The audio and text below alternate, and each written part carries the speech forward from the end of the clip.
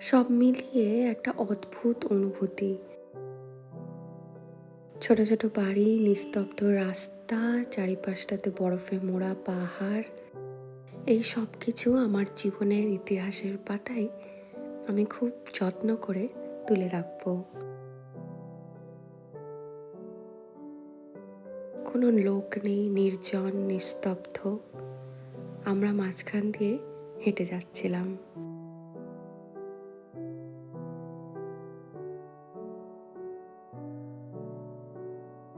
সবকিছু এতই শান্ত, হাঁটতে হাঁটতে মনে হচ্ছিল জীবন যদি একটা বই হয় তাহলে এই পাতাটা আমি বারবার খুলে পড়তে চাই। আর তার সাথে আমার ছেলেকে নিয়ে যেহেতু আমরা এই জায়গাগুলো দেখেছি, আরও ভালো লেগেছিল। এটা আমার ছেলের সেকেন্ড ইউরোপ ট্রিপ ছিল, আর ওকে নিয়ে এইসব জায়গা এক্সপিরিয়েন্স করতে পেরে খুব ভালো লাগছিল। এখানে আমরা লেকের মধ্যে পৌঁছে তার চারিপাশটা ঘুরেছিলাম। খুব মনোরম জায়গা, এত নিস্তব্ধ, নির্জন, জলের শব্দ, চারপাশে পাহাড়, মানে পুরো ছবির মতন একটা জায়গা।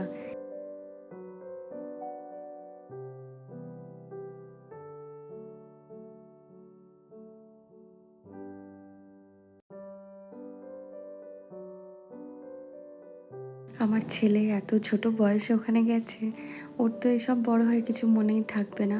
হয়তো এই ব্লগগুলিও কখনো খুলে দেখবে বা নাও দেখতে পারে। যাই হোক, এগুলো সব আমি মেমোরি করে তুলে রেখে দিচ্ছি। এবার আমরা যাচ্ছি আবার হালস্টাটের পথে। অস্ট্রিয়ার 60% এলাকা হচ্ছে আল্পস দিয়ে Dhaka. Ski, snowboard, winter sport, snow ভিলেজের জন্য এই পুরো ইউরোপিয়ান প্যারাডাইস হিসেবে পরিচিত।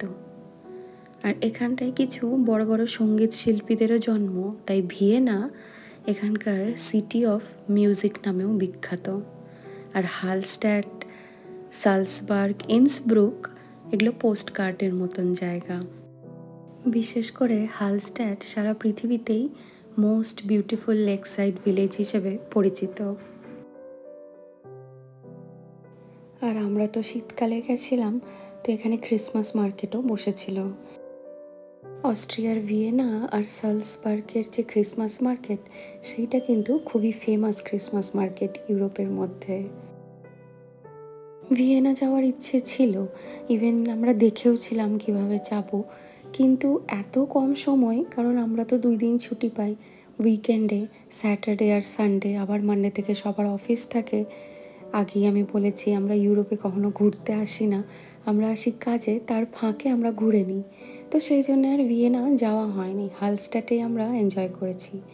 আমরা চলে এলাম এবার ফেনিকিউলার ট্রেনে করে ওয়ার্ল্ড হেরিটেজ ভিউতে হালস্ট্যাটের। এইটা হচ্ছে ফেনিকিউলার ট্রেন।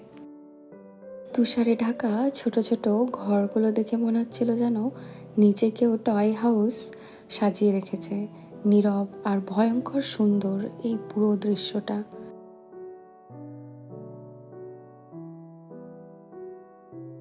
ওয়ার্ল্ড হেরিটেজ ভিউ পয়েন্টে পৌঁছানোর পর হালস্ট্যাটকে দেখে মনে হচ্ছিল পৃথিবীর সবচেয়ে সুন্দর চিঠিটা খুলে আমি দেখলাম। নিচে গভীর লেক, চারিদিকে তুষারে ঢাকা আল্পস, আর মাঝ বরাবর ছোট্ট একটা গ্রাম যেখানে জীবন একটু ধীরে চলে। আমি রেলিংয়ের ওপর হাত রেখে দাঁড়িয়েছিলাম। এই মুহূর্তে আমি ঠিক করলাম, জীবনে যত ব্যস্ততা, যত দৌড়ঝাঁপ, সব কিছুর মাঝে এইরকম মুহূর্ত নিজেকে উপহার দিতেই হবে। আমি বারবার চারিদিকটাতে তাকাচ্ছিলাম, আর যেন হালস্টাট আমাকে বলছে আবার আসবে, স্বপ্নের পথ কখনো শেষ হয় না। ফেনিকুলার ট্রেনে করে নিচে নামছিলাম আবার। হালস্ট্যাট, তুমি আমার ভ্রমণের গল্পে একটা স্থির, নরম, সাদা কবিতা হয়ে রইলে। ট্রাভেল মানে শুধু নতুন জায়গা দেখা নয়, ট্রাভেল মানে নিজের ভেতরে নতুন দরজা খুলে ফেলা।